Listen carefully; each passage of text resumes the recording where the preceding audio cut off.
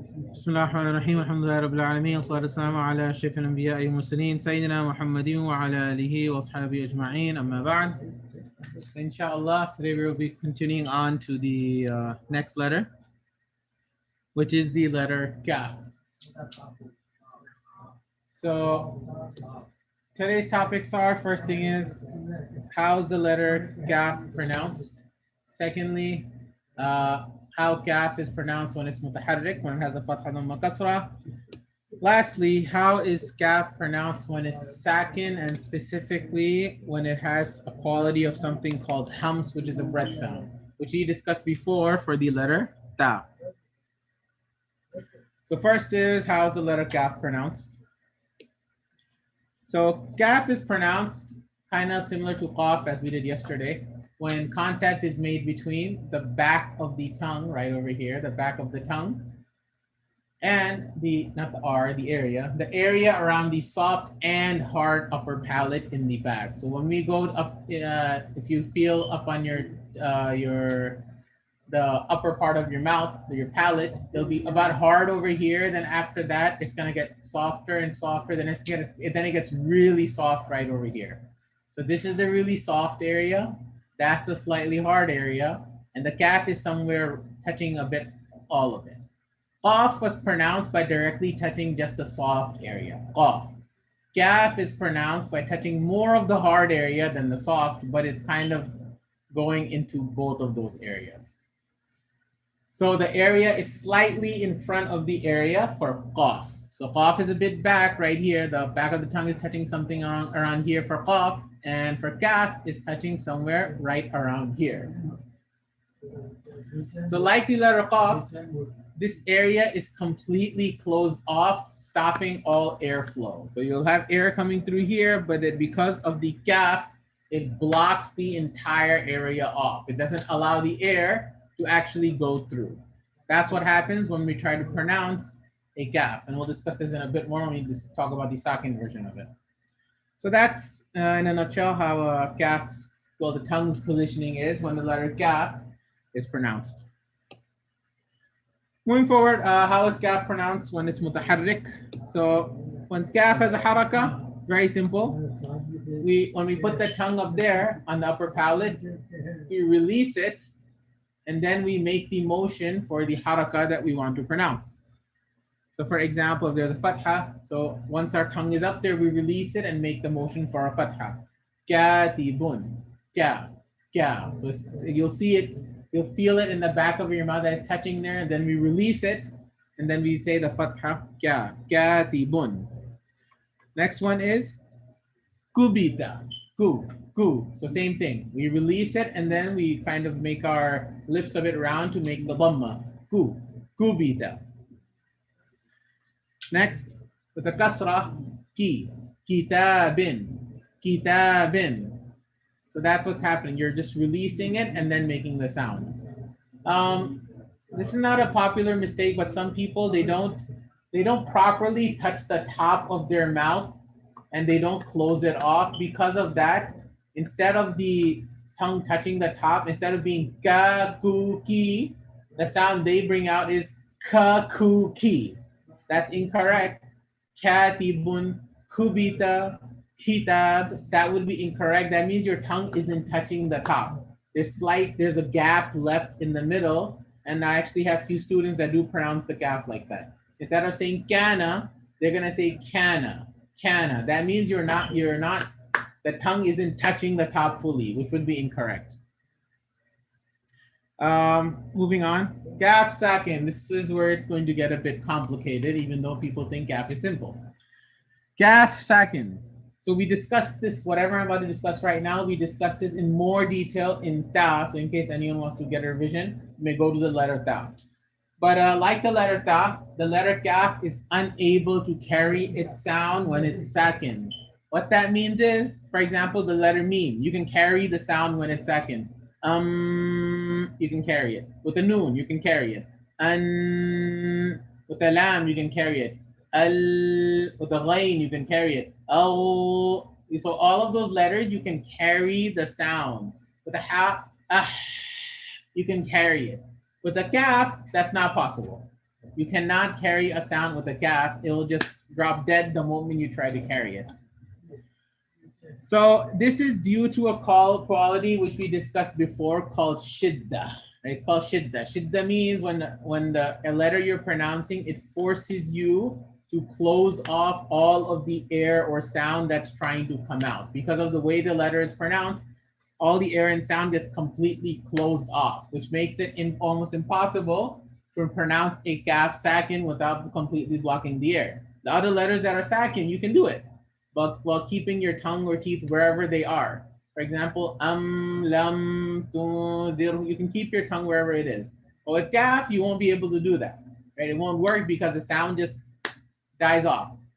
For example, in this ayah, wala dhikrullahi, there's dhikrullah too. Let's just go to the word akbar, right?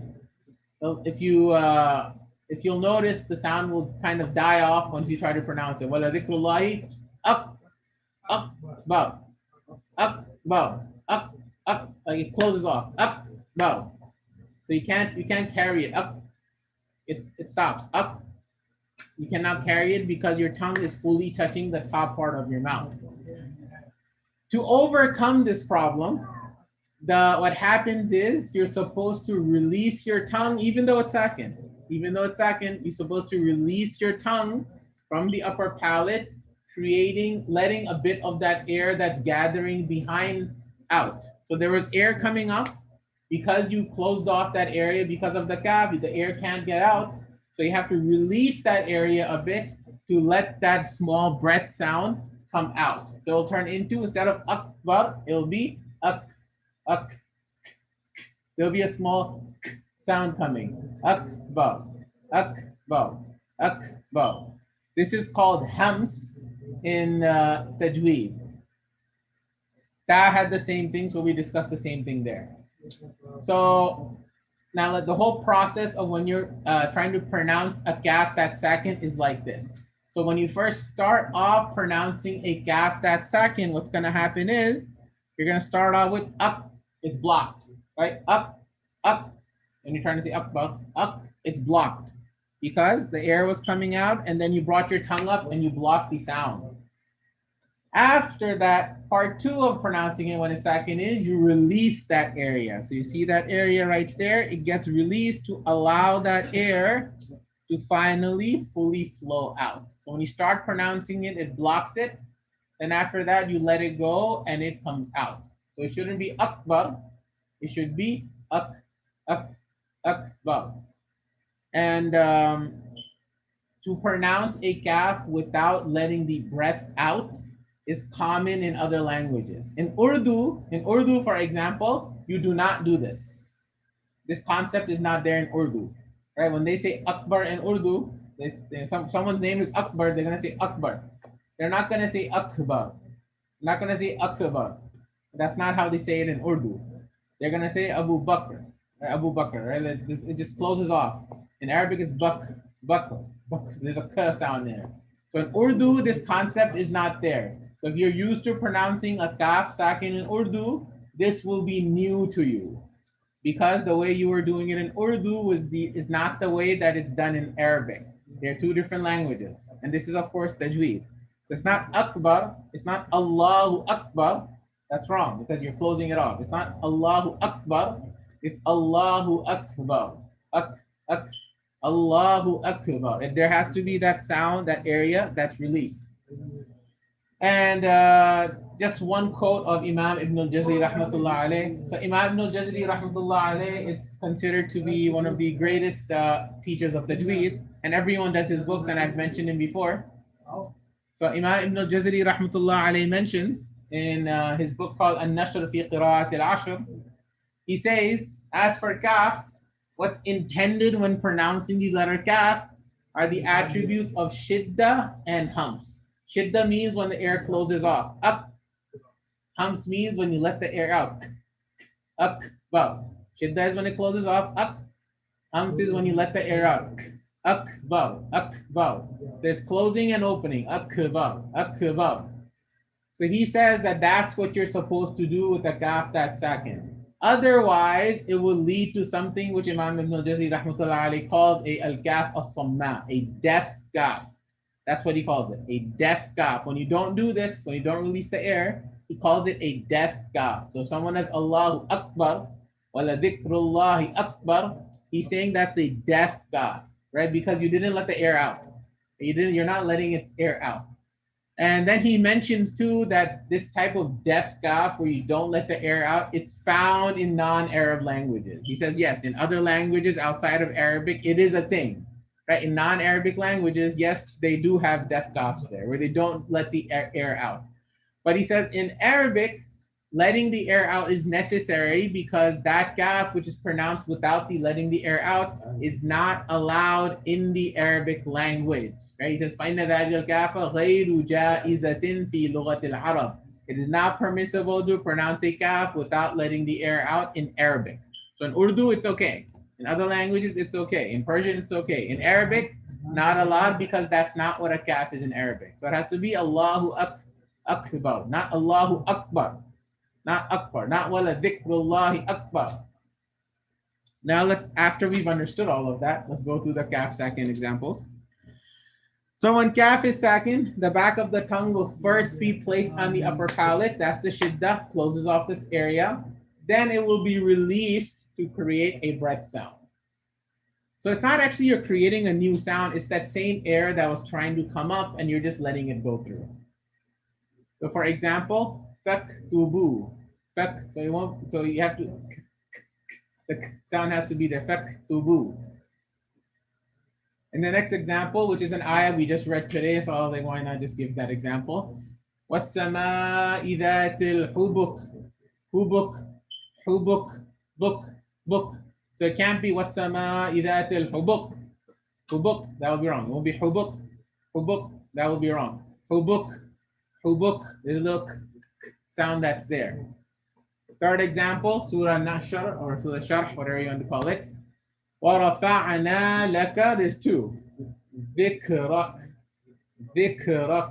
So if you say وَرَفَعْنَا لَكَ ذِكْرَكَ, that's wrong, right? ذِكْرَكَ would be wrong. It's not وَرَفَعْنَا لَكَ ذِكْرَكَ. You're closing, you're doing the deaf gafs then. ذِكْرَكَ. وَرَفَعْنَا لَكَ ذِكْرَكَ.